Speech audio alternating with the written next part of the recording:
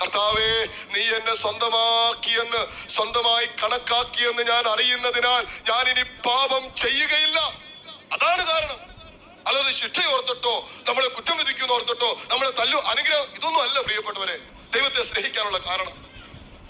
ദൈവം നീ എന്നെ സ്വന്തമാക്കി, നിന്റെ ചങ്കിലെ ചോര കൊടുത്ത് നീ എന്നെ സ്വന്തമാക്കിയല്ലോ എന്ന് ഞാൻ അറിയുന്നതിനാൽ ഞാൻ നിന്റെ സ്വന്തമാണല്ലോ, എന്റെ ശരീരം നിന്റെ ആത്മാവിന്റെ ആലയമാണല്ലോ എന്ന് ഞാൻ അറിയുന്നത് കൊണ്ട് ഈ ശരീരത്തിൽ ഞാൻ ഇനി പാപം വഹിക്കില്ല.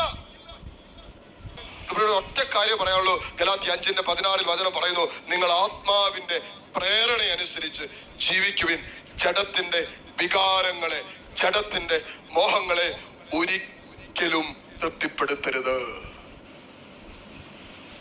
ആത്മാവിന്റെ അതാണ് ഈ ആത്മാവ് തരുന്ന പ്രേരണയാണ് പ്രയാസങ്ങളുടെയും വേദനകളുടെയും നടുവിൽ കൂടുതൽ പ്രാർത്ഥിക്കാൻ ദൈവത്തിന്റെ ആത്മാവ് പ്രേരണ തരും. അതാണല്ലോ യേശുവിന് ഗെത്സമൻ സഹനത്തിൽ തീവ്ര വേദനയിൽ കർത്താവിന് അറിയാം കർത്താവ് സഹിക്കാൻ പോകുന്ന കുരിശുമരണത്തിന്റെ വേദന. ഇത് മനസ്സിലാക്കിയിട്ട് യേശു രക്തം വിയർത്തു പ്രാർത്ഥിച്ചില്ലേ?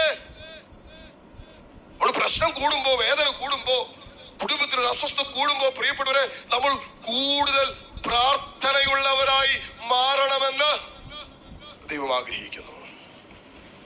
ഇന്നലെ വരെ 1 മണിക്കൂറാണ് വീട്ടിൽ പ്രാർത്ഥിച്ചുകൊണ്ടിരുന്നെങ്കിൽ ചില മാനസാന്തരങ്ങൾ, ചില വിടുതലുകൾ, ചില സൗഖ്യങ്ങൾ നടക്കേണ്ട, ചില വിശുദ്ധീകരണം നടക്കേണ്ട കുടുംബാംഗങ്ങൾ ഉണ്ടെങ്കിൽ പ്രിയപ്പെട്ടവരെ ആ ഭവനം അന്തരീക്ഷം വിശുദ്ധീകരിക്കപ്പെടാൻ നമ്മൾ ആ ഭവനത്തിൽ, ആ അന്തരീക്ഷത്തിൽ കൂടുതൽ പ്രാർത്ഥന ഉയരാൻ അനുവദിക്കണം. വേറെ ഒരു വഴിയില്ല. ഇതൊക്കെ മാറാൻ വേറെ ഒരു വഴിയില്ല. നിങ്ങൾ ഉപദേശിച്ചാലും ഒന്നും മാറില്ല. നിങ്ങൾ അതേ ഓർത്ത് കരഞ്ഞത് കൊണ്ടോ, ആവലാതി പിടിച്ചത് കൊണ്ടോ, എല്ലാ ദിവസവും അതേ ഓർത്ത് ചങ്കത്തടിച്ച് കരഞ്ഞത് കൊണ്ടോ, നിലവിളിച്ചത് കൊണ്ടോ ഇതൊന്നും മാറില്ല പ്രിയപ്പെട്ടവരെ. ഹല്ലേലൂയ. മാറാൻ ഒറ്റ വഴിയുള്ളൂ, ദൈവം ഇടപെടണം.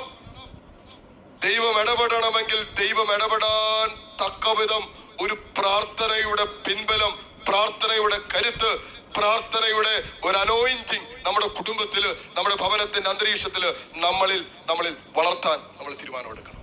മാറ്റമില്ലാതെ ജീവിതത്തിൽ നിൽക്കുന്ന വിഷയങ്ങളെ കണ്ടിട്ട് നമ്മൾ നിലവിളിച്ചത് കൊണ്ടോ, നമ്മൾ നിരാശപ്പെട്ടത് കൊണ്ടോ, നമ്മുടെ വിശ്വാസം നശിപ്പിക്കാൻ കാരണമായതുകൊണ്ടോ, പ്രാർത്ഥനാ ജീവിതം തകർന്നത് കൊണ്ടോ ഒന്നും ആ പ്രശ്നത്തിന് പരിഹാരമല്ല. ചിലരങ്ങനെ പരിഹാരം തരുന്നത്.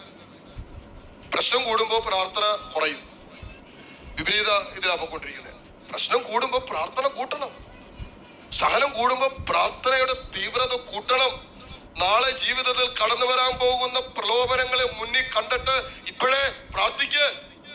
അതുകൊണ്ടാ കർത്താവ് പറഞ്ഞത്, പ്രലോഭനങ്ങളിൽ വീഴാതിരിക്കാൻ ഇപ്പോഴേ ഉണർന്നിരുന്ന് പ്രാർത്ഥിക്കുക.